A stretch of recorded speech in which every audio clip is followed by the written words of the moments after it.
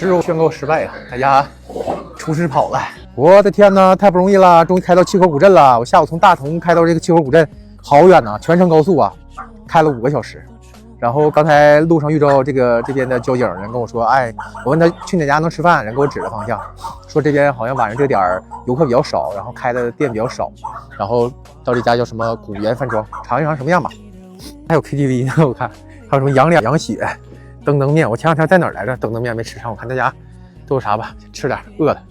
太困了，开了5个小时，我天哪，还行，反正关键是最近睡得太少了，昨天前天就睡4、5、6个小时差不多。啊，一个羊杂，一个羊脸，吃肉宣告失败啊！大家出师跑了，服务员不知道啊，然后打了其他家饭店电话也是，所以说千万别淡季9点以后来这个七口古县。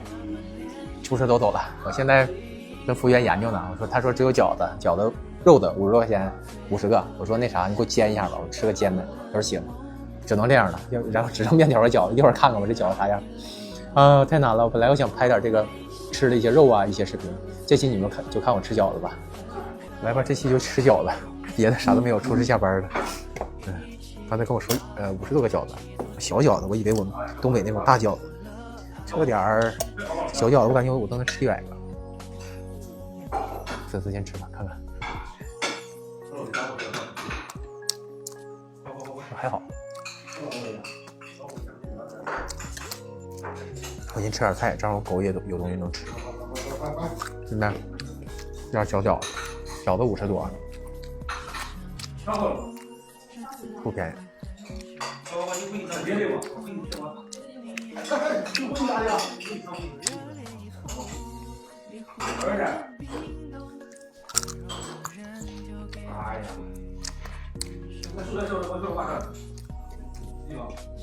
饺子太小了，我以为我东北人这么大饺子，我还吃过这么大蒸饺，大蒸饺估计8个到10个吧才能吃饱。这小饺子，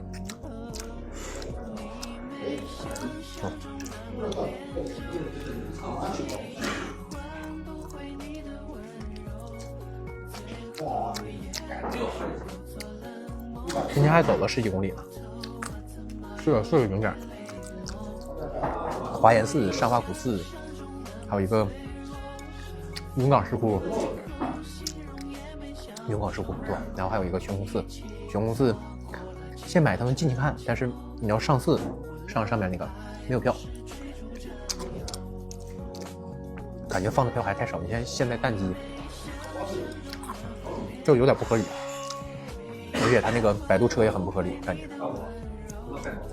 而且很冷，风巨大。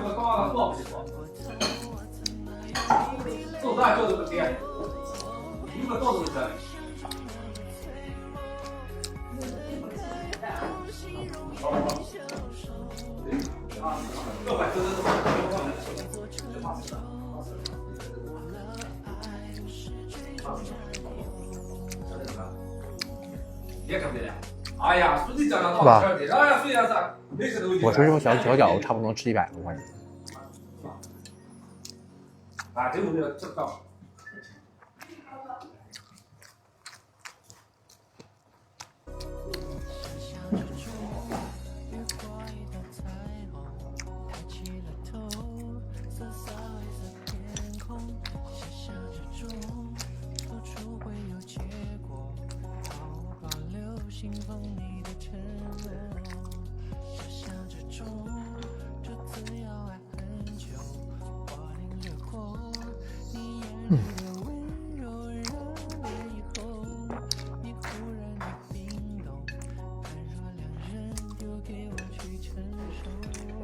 反正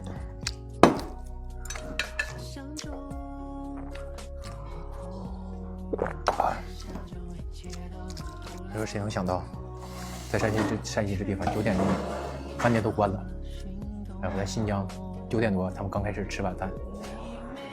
西藏到中午吃，云南晚上开很晚，傣族啊、傣费啊，他们开11、2点、1、2点钟。我还想想，包括什么武汉的恩施轩啊，晚上都很热闹，都得到1、2点钟、2、3点钟。山西这边确实就是关门比较晚，包括关门比较早，包括景点也是，好多景点4点多5点钟关门了，有的4点半4点关门了，所以说必须起得特别早。然后明天的行程大概是这个七口古镇，然后周边还有一个什么村吧，我看到时候看一下去不去。然后还有一个小西天，包括那个瀑布，我看能不能明天一天行程弄完事之后，可能直接就开到晋城可能休息半天，然后直接就往河南方向去走吧，差不多现在是这样计划。因为后续要弄这个印度的签证，然后一些事情吧，公证啊，包括北京也有一些事情，沈阳、哈尔滨都有事情，所以说比较赶。没事，下次再来呗，对不对？先这样。更正一下，这饺子不是50多，28，我听差了。然后那个签的费用收了5块，总共33，反正也行。